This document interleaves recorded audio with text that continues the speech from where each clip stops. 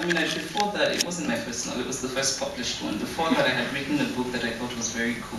Which, you know, I was in the US, I had made I mean, my first published work actually was done in Nigeria. It was a play, which was an awful play. And then I moved to the US and I made the conscious decision that I wanted to be published. And I looked around and I went to the bookstores and I noticed that the books that were cool and hip were the immigrant narratives. So I read a few of them, so I thought I'm going to do the Nigerian version. So instead of having the Vietnamese or the Chinese, I'll just have the Nigerian. So I did that. It was a disaster. And I sort of, so I started sending it out and thinking, oh, somebody will publish it, it'll be fine. And of course I got all of these rejections. And then I thought, and this was, this was maybe my second year in college in the US, and then I thought, I'm just going to write what I really care about, and whatever happens. And so I started writing Purple Hibiscus, mostly, I've said often, because I was homesick. There were many, for me, useful things about being in the US, but I was incredibly homesick quite often, and couldn't go home because I couldn't afford to. And so I started writing Purple Hibiscus because in some ways, it was a book that was born of nostalgia. And I wanted to write about the things that I care about and things that I'm interested in. And most of all, I wanted to write about Nsukka, this town that I love that was going into a kind of slow and unchangeable decline. So the father character really came from, I'm very interested in religion as a social force. And the different ways, and I come from a country that's incredibly religious in all kinds of ways, and I grew up in a Catholic home, and so I wanted to write about religion, and I think the father character came from being interested in that idea of, I guess the conflict between righteousness and right, which I think religion, which I think is central to religion, all kinds of religion, and so this man who in public is good and fights repression and blah, blah, blah. And then at home, but in some ways also, he's doing the same thing at home. He has the same, so he has this zeal in public, and it's the same zeal, it's the same righteous zeal with which he beats his wife and beats his children because he wants them to be good. Right? And I find this very interesting because I think it's much more difficult to dismiss that than it is to dismiss the kind of person who is abusive and and knows that they are doing something terrible and they're like, whatever, I want to do it. But then you have this man who's sort of saying, I'm doing the right thing because this is what I want to fight for my God kind of thing. So that's really where the father character came from, and yeah. And does it also say something about the very quick evolution that's been in your country, coming, like he rejects his own father for believing in more traditional religion, him being and the father who's very intolerant, and it says something about the very quick changes that you read through that novel of these three generations. I think that my interest in this case, sort of what I suppose what I would call African Christianity, is that it's peculiar in its link to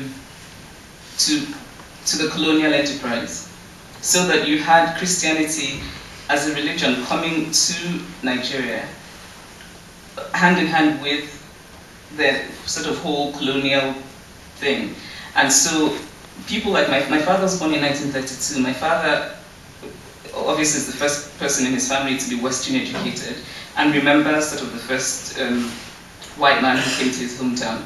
And so but to go to school, and my father's father was very keen that he would be Western educated, because my father's father sort of had this kind of foresight where he realized, this is the way my son is going to succeed. These people are not leaving, they're going to create an entirely new order, and I want my son to succeed. But for my father to be educated, he had to convert, because education was completely linked with missionaries. And so you become a Christian and then you go to school, and education is linked to religion.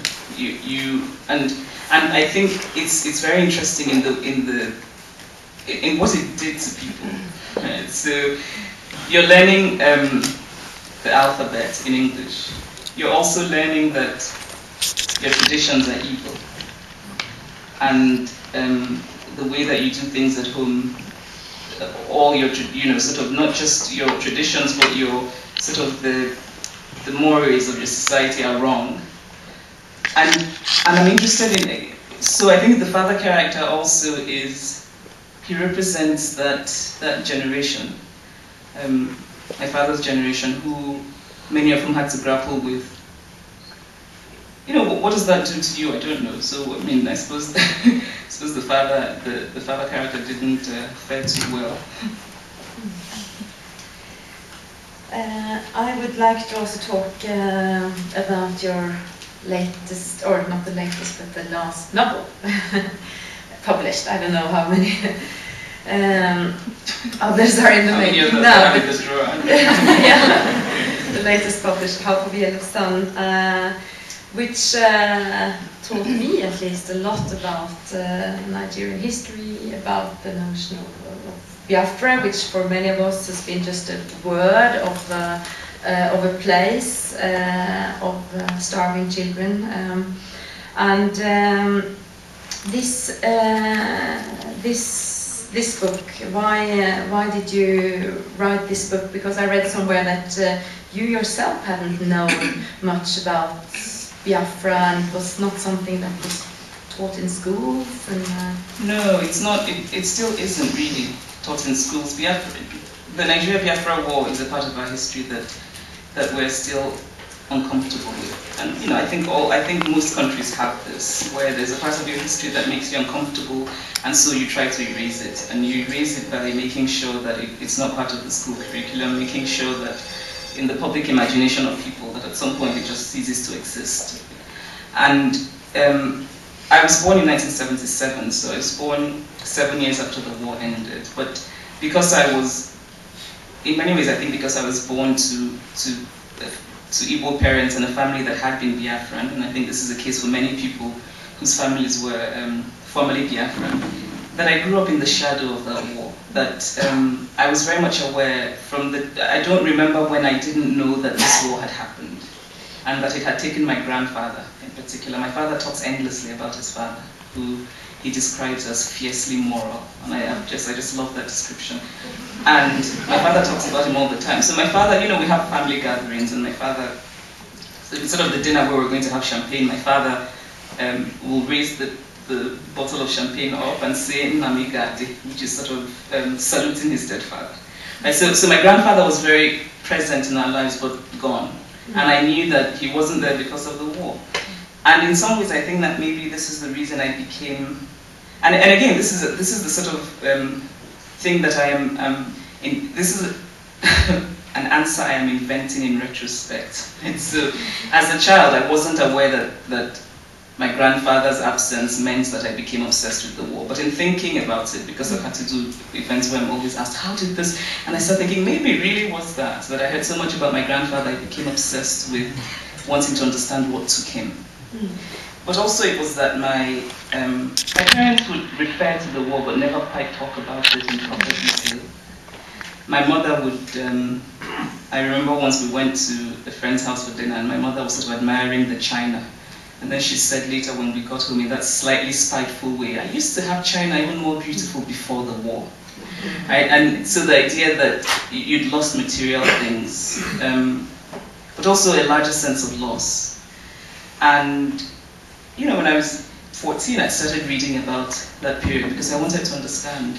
And then I remember as well that my grandmother would sometimes talk about my grandfather and then stop. So there were just things unsaid. And I remember once, the only time I ever saw my grandmother's brother cry was when he talked about the war. And again, he didn't say very much. He just said, that was when we left this town and went to that town. And then he starts choking up. And I just thought, good Lord, and this is this grand old man who you don't even think can cry.